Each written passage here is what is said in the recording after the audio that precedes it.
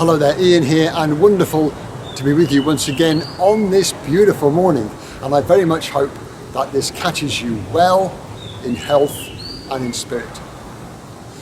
Now today I'd like to share a couple of ideas with you on how to get the most from your day. And it really supports the previous two topics that we've had on how to hit our project deadlines, how to set up our projects so that we have the greatest chance of success, or how we maximize our chances of success, and also how we set up the longer term goals. And we looked at the FAST formula as opposed to the SMART formula that many of us are familiar with. Well, I thought today, sort of to wrap it up and bring it into a sort of a sharp focus, I'd look at a few ideas on how to get the most from your day. Time is our most limited resource in many respects, and there's been so many books, articles, videos published on the topic of time management. Well, as I may have shared before, if you've caught earlier postings, the practice of time management, I think if we call it time management, we've already fooled the brain into thinking we can manage time. We can't manage time. Time is a resource that just flows constant as we go through our day. All we have control over is our focus. So if we make the switch from time management to focus management, I think that helps us to begin with. So let's have a look at how to spend our day and get the most out of that limited time that we have. Step one, be intentional about how you use your day. Every day gets served up to us afresh. We have control on how we utilize our focus. One of the best books I've ever read on personal effectiveness is The 7 Habits of Highly Effective People by Stephen Covey. Chapter 1 is be proactive. At the beginning of the day, it's almost irresistible to open our messaging applications on our phone, our email, on our computers. But the minute that we do that, at the beginning of the day, we've already begun to be reactive rather than proactive. We are responding to other people's priorities without looking at what we need to get done in that day and focusing on that. So, one of the best ways I think of doing that is when you begin your normal working day, your working routine, is know how you intend to spend the day. Have some kind of a plan for that next 8 to 10 hours of work, or however long that you spend doing your work. So get control of your day. Now for some of us, I'm an advocate for planning the current day a day before. So in the evening, making an outline plan for how I intend to spend the day tomorrow. For some of us, that might keep you awake at night. And if that's you, then don't do it the last thing before you go to bed. If planning the next day, you're already thinking about conversations and what might go wrong, and that keeps you awake at night, don't do it.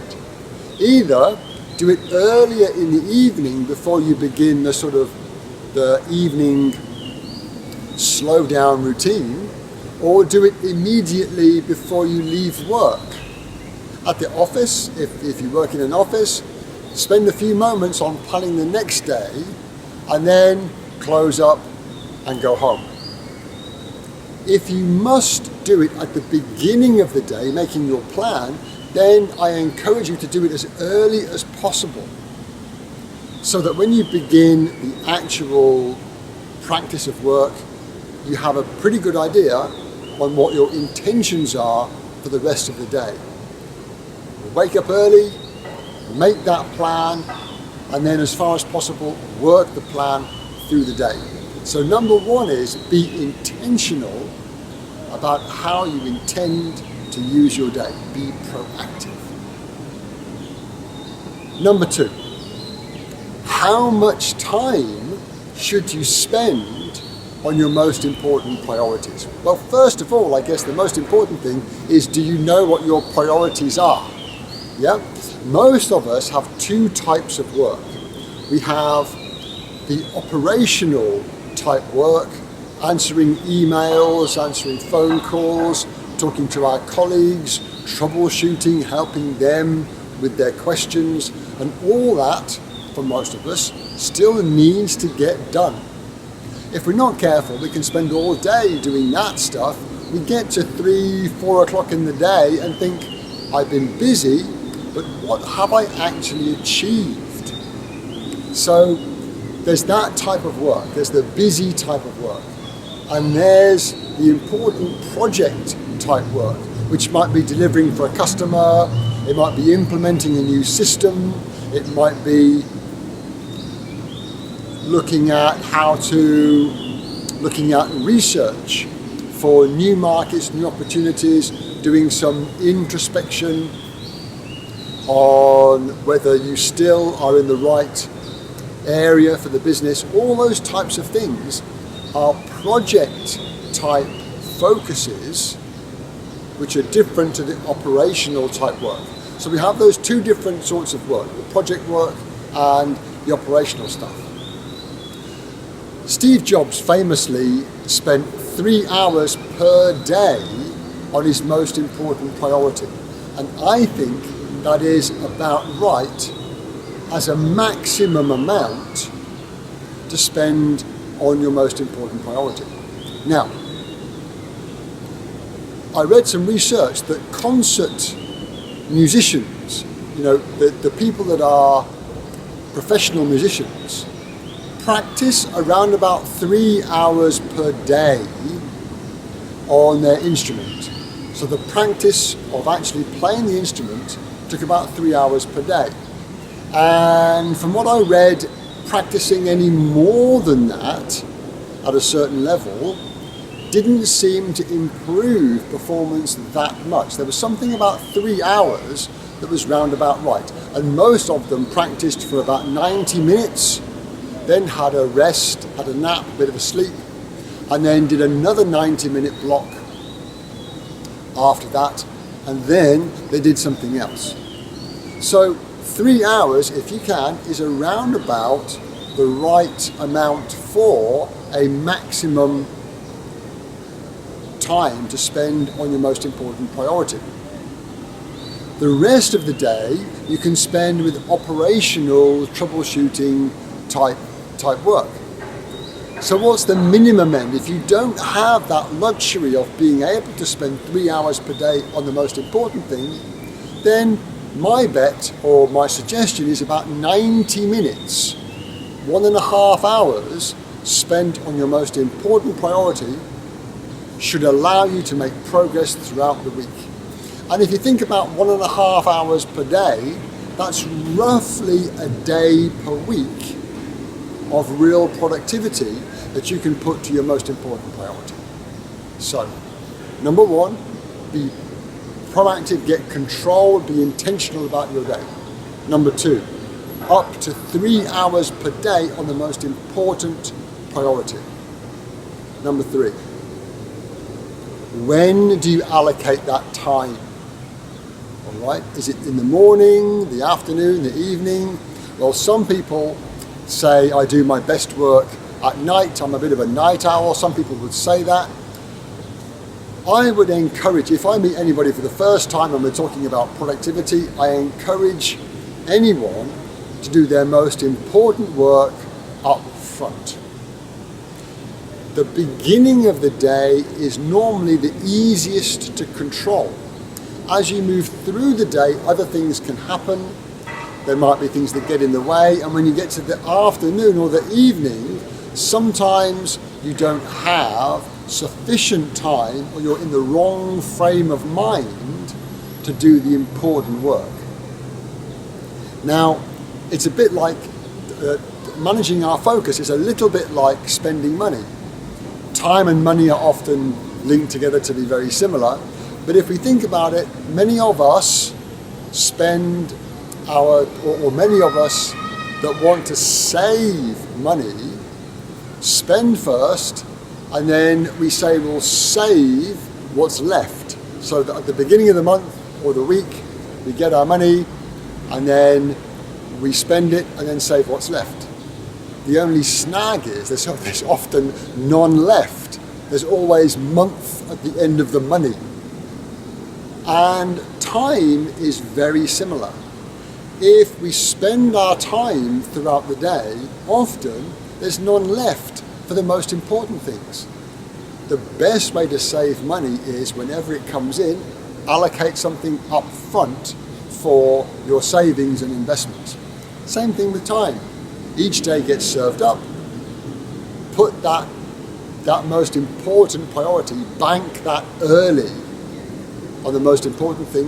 You've got more control at the beginning of the day, and most of us work during the daylight hours, and if you're a night owl and you need support from other people, that's going to be harder to get anyway.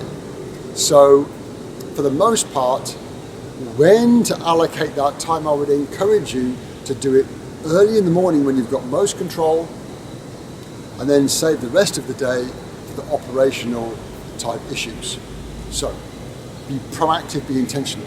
Number 2, how much time? Up to 3 hours, no less than 90 minutes. Number 3, when do you allocate the time?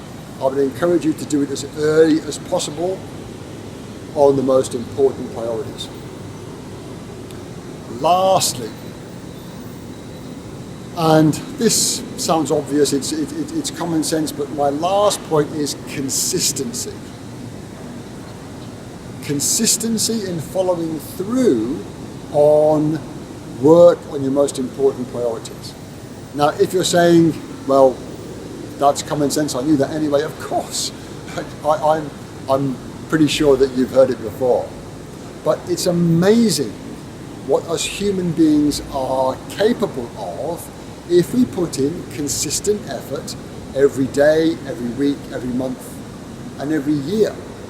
We can see some people that are so skilled at doing what they do, and we think they must have had some magic sprinkled on them when they were a baby, and they have this wonderful skill. For the vast majority of people, it's not magic fairy dust. It's just a consistent application to that particular skill, and that's allowed them to get to where they are. So consistency is the key.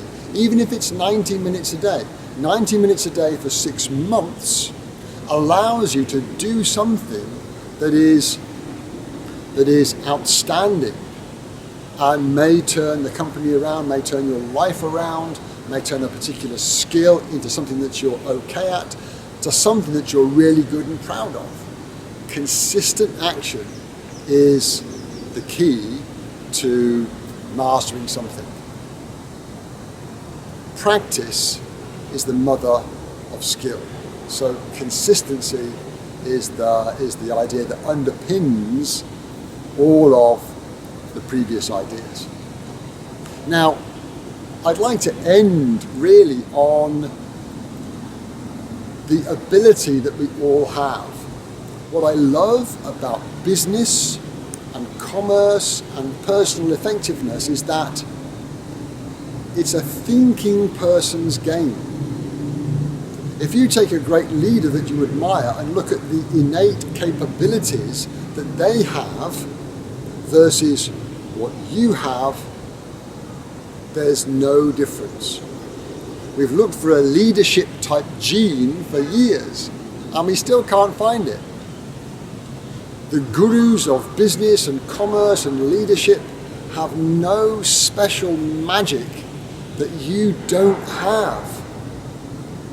They just knew what they wanted. They spent their focus on where they wanted to go and the priorities required to get them there, and they've achieved greatness. You have the power to do that.